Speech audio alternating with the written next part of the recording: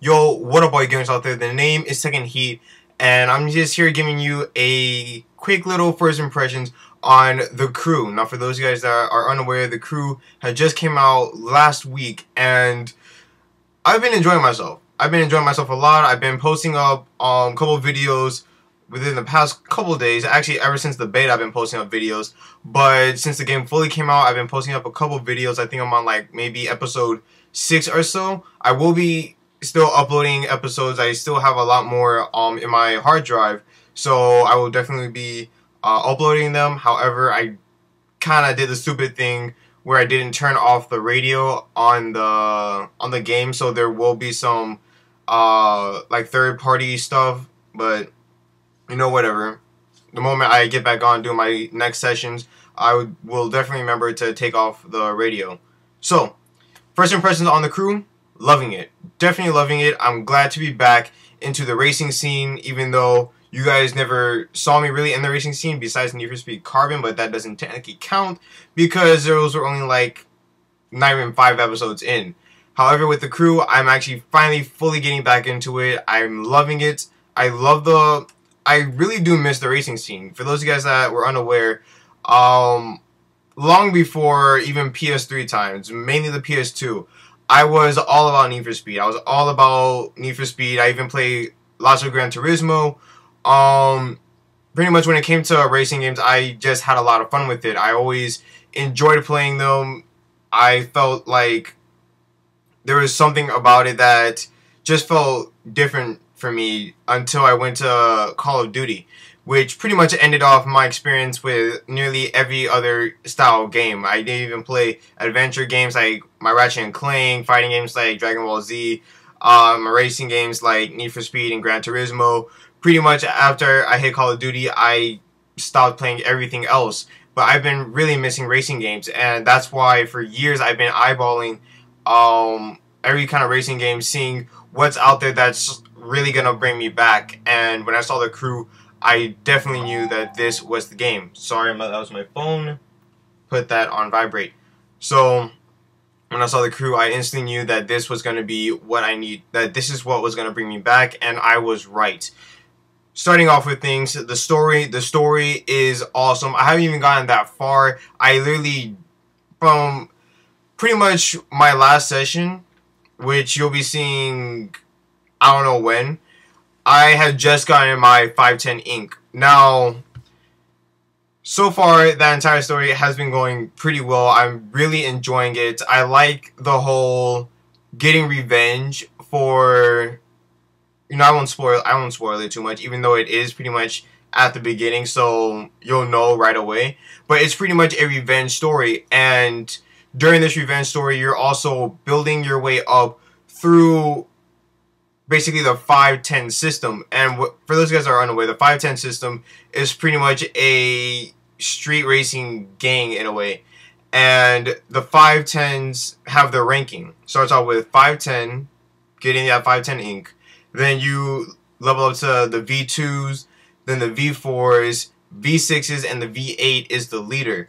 And your goal pretty much is to rank yourself all the way up to get revenge on the new V8. And I really am liking it. I think it's pretty amazing, especially how while you're doing this, you're actually meeting people, and you actually, I wouldn't say are forming a connection with them, but just getting to really know these people and know that you have to rely on them in a way is pretty interesting, and I really do like that. Now, further on to things, the cars, I have mixed feelings about, and this is why. It's not really so much in a negative way, but it's not fully what I like. They don't have what I want, and pretty much, let's start off with the goods. The good thing is the cars. I like the variety of cars. They have some tuners. They have some muscle. They have a lot of muscle cars, and they have a lot of exotic cars. And the way how they each handle very differently. Meaning, when you start off with technically you start off with the Ford Raptor, and you're escaping the cops, and you're going off-road, and it feels very nice. Yes, there is a little, like, less control, although you are going on dirt, so that does have something to do with it, and I like that, how going off-road or different terrains will affect your driving, so that's pretty interesting. And then, like, they actually give different cars different characteristics. Like, when you later on drive the Camaro, which is the second car you're pretty much forced to drive, you'll notice that it's a bit more, like, it swings more, and it's a bit less controlling than the current car that I'm driving, which is my 370Z. And the 370Z, I've always been a tuner fan, and when I'm driving it, I feel like I have a lot more control. I can go around turns a lot better. I can drift a lot better without having to, you know, like, really force it to stay on the road sideways. So I really do enjoy that. What I also enjoy is the different specs or the different tunings you can do. And what I mean by that is there are, I think, a total of 5 different specs. You have your street spec, which is your pretty much your daily driver spec. You have your dirt spec, which pretty much speaks for itself. It's an off-roading spec.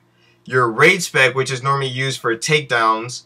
Then you have your performance specs, which is a step higher than your street spec. And then you have your circuit spec, which is really a track style spec. And I do love that they have all these different types of specs, because it now gives the cars even more characteristics. Like, I drove the 370Z dirt spec in one of my missions, and you can tell that feels a lot different than it does with the street spec. It feels a lot more, you know, grippier on dirt.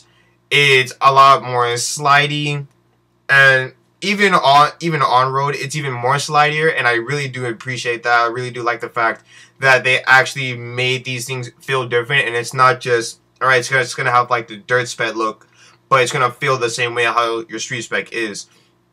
When you have like your performance specs, you'll see that like these cars are like really going fast. Like, it's really it's really going all out. And I have yet to ride the circuit spec. I really want to roll with that. Raid spec is also very similar to dirt spec, but it's a bit more, like, it handles a lot better, and it can definitely take the hits, which is pretty much what it's meant for. But this is what I actually hate. This is the thing that I hate about, I wouldn't say hate, but this is something I really dislike about the cars, about the whole car selection thing, is that, actually, maybe 2, maybe 3 things. But my biggest thing is that they have a lack of Japanese cars. That is my one big thing. As I said before, I am a big fan of tuners, but there is a humongous lack of tuners in the crew.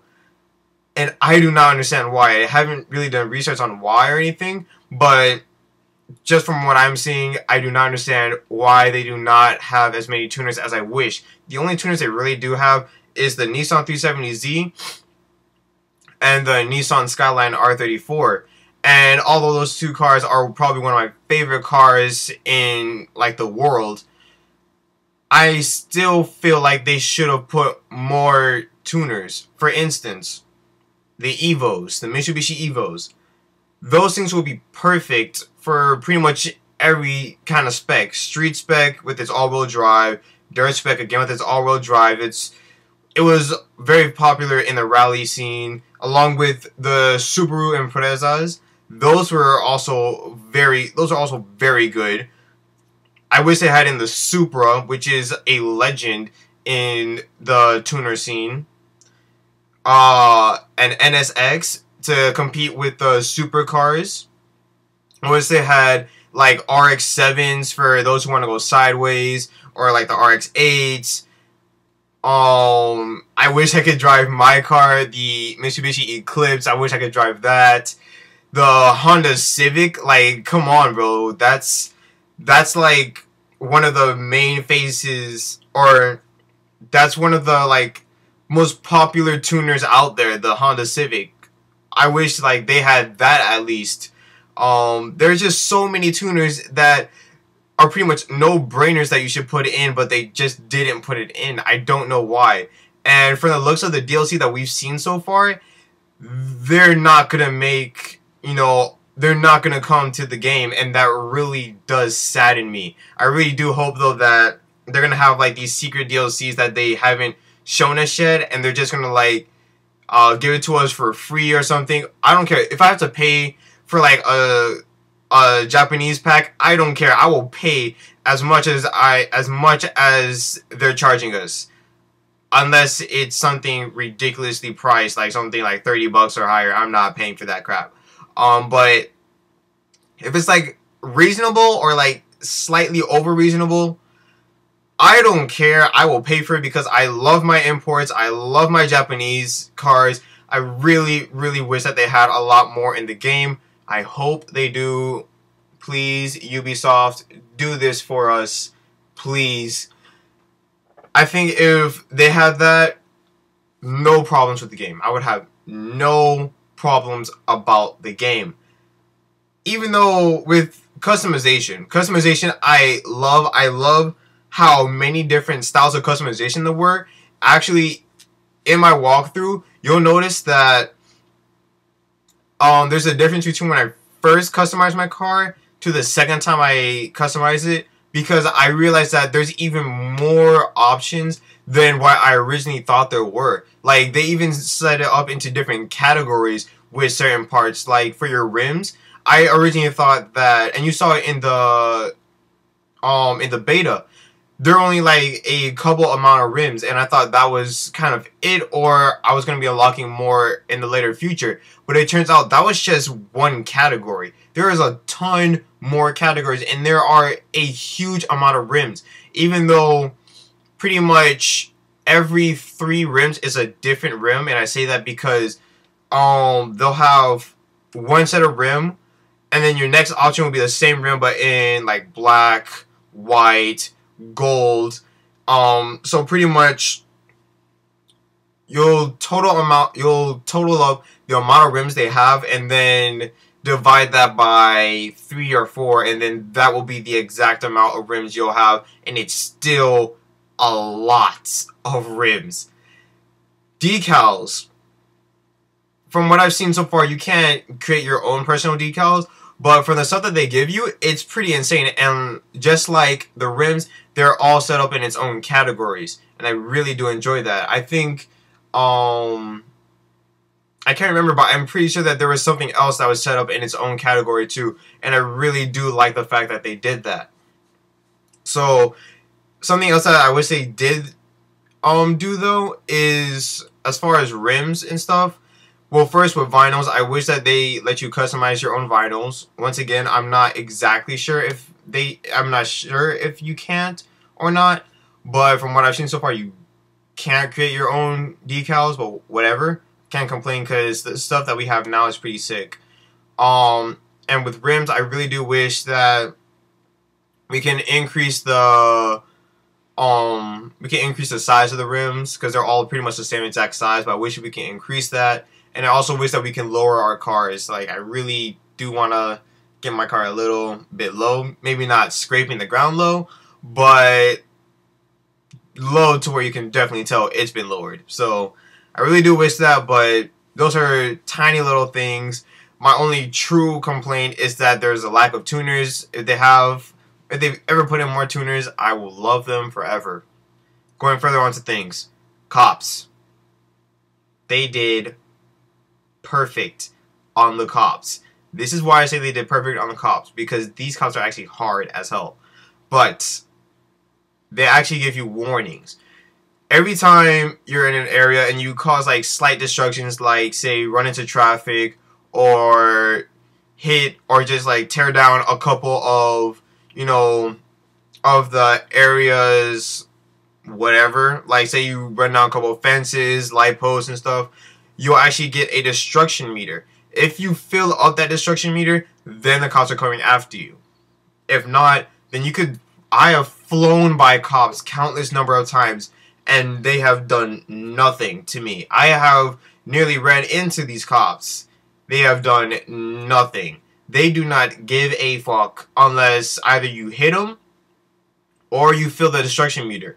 And when they do that, and when you do that, the chase goes on. The chase starts, and when the chase starts, these cops go for the kill. Like, you'll hear them on the radios that they're about to ram into you, and when they do, you fly forward. They'll try to box you in. They'll try to spin you out. There have been multiple times I've actually been thrown into walls. It is mad insane on how challenging these cops are when the chase goes on. And I love it because it is how it's supposed to be. They're supposed to give you all these warnings. Supposed to give you all these warnings. Okay, not like the Need for Speeds, how it's the moment they see you from like across the map, the chase begins. No, it's they'll give you all these warnings. They'll even show you how much more you can do before the chase continues. So you can like try to be on your best behavior, I guess you can say. They do that. They give you these warnings. But as you can see, if you do not, heed their warnings, they will go after you. And when they go after you, it is going to be such a challenge to get away. But I really do love that. Now, going further, the last thing I really want to talk about is one of the biggest selling points they had with this game, and that is the map. Pretty much, the Crew is the entire continent. I mean, no, it's the entire country of the United States. Oh my gosh, this thing is huge. I haven't even explored, like, a percentage, I guess you can say, of the map. Like, yes, I have gone... Excuse me, the only place I've really explored was Detroit, Chicago, and St. Louis. But if you would check on the map, I haven't touched really anything. This map is just mad big. The travels through city to city take about like a good 10 to 15 minutes long, and they'll be right next to each other. So just imagine going from Miami to New York, Miami to California, coast to coast. Damn. Like, they've even said that they have endurance races that will last up to like hour long, 2 hour longs, maybe 3 hour longs. I haven't heard about 3 hour long races yet, but I know that they have races that will last you a couple hours because you are literally going from one end of the country to the next, well, to the pretty much the other side. And if it takes hours long, that is mad insane. Like when they said that it is like Borderlands mixed, it is like Borderlands, Skyrim times like infinity, they were not joking. These maps are huge, and there's a difference between, let's say, Skyrim or Borderlands and the Crew, map-wise. In Borderlands or Skyrim, you're pretty much running on foot or by horse. You can only go so fast. The Crew, you're driving a car. And these cars go from like 100, 150, 200, 200 plus, and you will still take forever to get from one place to another.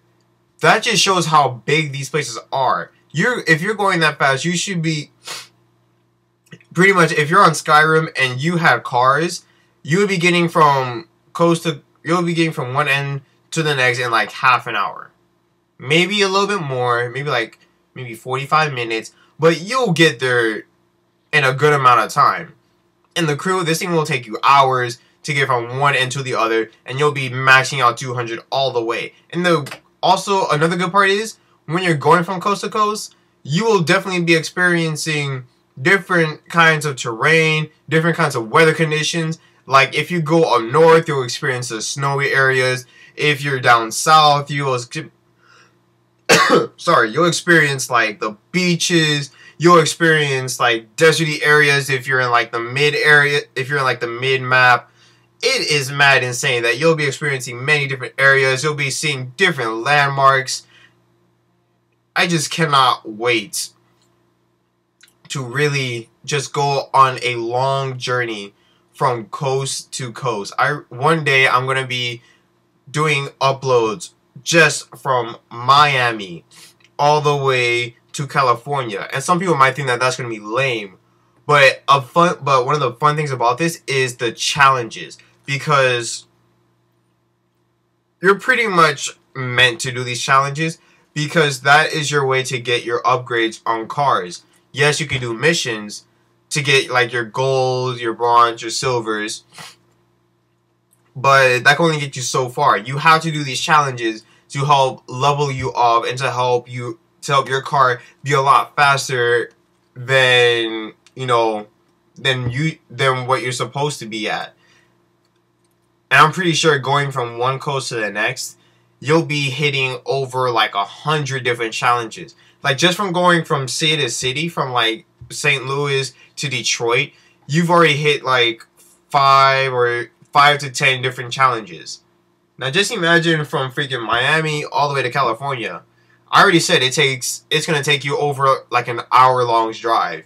So an hour-long drive, you'll be hitting way more than 100 different challenges, and that's just awesome. That is just brilliant. I cannot wait. That just sounds like a buttload of fun. Like your car level will pretty much triple, maybe even quadruple if you do all of those challenges. I just can't wait to experience more of the crew. I hope you guys are going to be along for the ride, because I will not stop uploading because I am mad in love with this game. So, I will most likely be breaking down my thoughts and get more in depth later on. But for now, this is going to be my first impressions review. What do I rate it? I rate it a good 8.59 out of 10. And I've only gotten like probably not even 5% done with the game. I don't know. This game is amazing.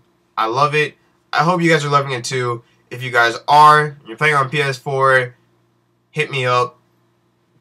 If not, we're still gonna be enjoying our time. See you on the streets. Later.